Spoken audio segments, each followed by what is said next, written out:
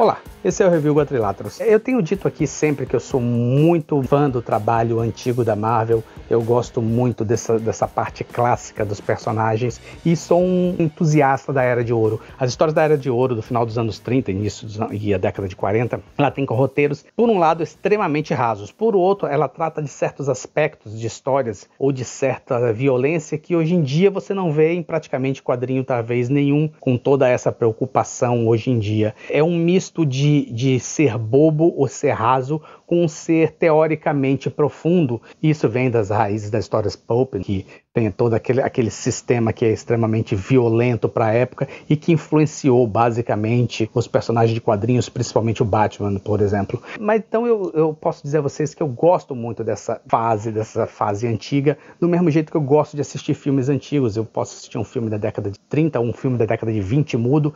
Eu acho que o ponto é você assistir tendo em vista do que é aquele trabalho e quando aquele trabalho foi feito. Se você olhar com aquele filme com a visão de hoje, você vai olhar só uma coisa boba que não vai te interessar muito. Mas se você, vamos dizer, se colocar naquela situação, esse tipo de material pode trazer algo bem interessante. Dito isso, eu vou falar sobre esse lançamento da Panini, que é a edição de 80 anos do Capitão América. Fazendo uma homenagem ao personagem, você tem aqui vários e vários desenhistas e eles refazem, digamos, 3 histórias do personagem. A edição do Capitão América, na Capitão América número 1, em que trata da origem dele e do início da situação com Bucky. A origem do Caveira Vermelha, a primeira vez que ele apareceu, que não era inclusive para ser um vilão recorrente, mas é um vilão de uma história só. E é exatamente a história que fecha essa revista. É uma reformulação das histórias dos Vingadores já na década de 60, sob a batuta de Stan Lee, em que eles acham o Capitão América congelado e ele acaba fazendo parte da equipe. É interessante quando você pega um material antigo para você fazer uma coisa nova.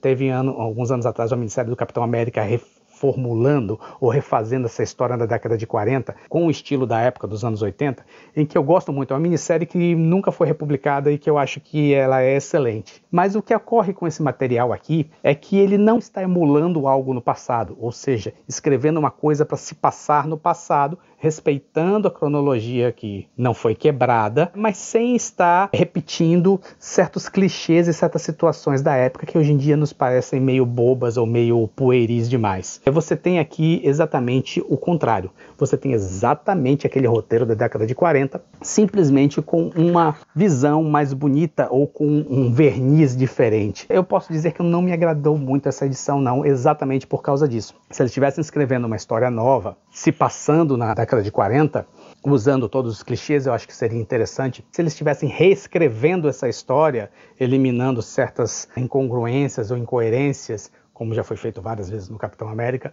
é interessante. Mas você usar exatamente aquele texto tão cheio de amarras e cheio de problemas da década de 40 em um visual e em uma, vamos dizer, uma embalagem nova, realmente não me agradou muito não. Eu prefiro ou ler o original com todos os seus defeitos de desenho, imaginando como na época aquilo estava funcionando, ou ler simplesmente uma aventura, digamos, feita hoje em dia, se passando antigamente. De um modo geral, a edição é muito bonita, você tem desenhos aqui maravilhosos, tem desenhistas aqui absolutamente perfeitos. O John Cassaday com o Capitão América, ele sempre é o John Cassaday é um cara que pode, acho que, desenhar até a Turma da Mônica, que ele vai te dar uma visão completamente diferente daquilo que parecia tão simples para você. Eu gosto muito do desenhista. Mas o que acontece é que, de um modo geral, essa edição não me agradou muito exatamente por isso. Você tem desenhos atuais, desenhos, digamos, menos problemáticos, que você tinha aqui o Kirby, que não estava no início de carreira quando ele desenhou essas histórias originais,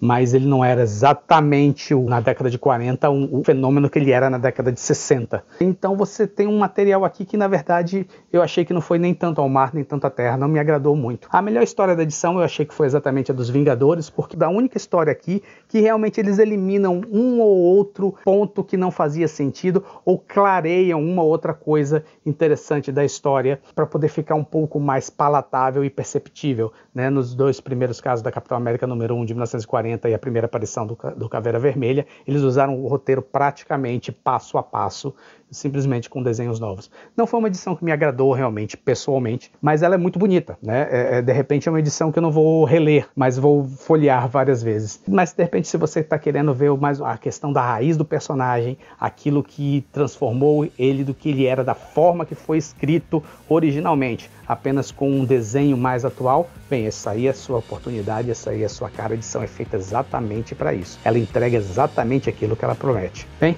esse foi o Review Quadrilateral. Se você gostou, dê seu like, nos acompanhe. Até a próxima.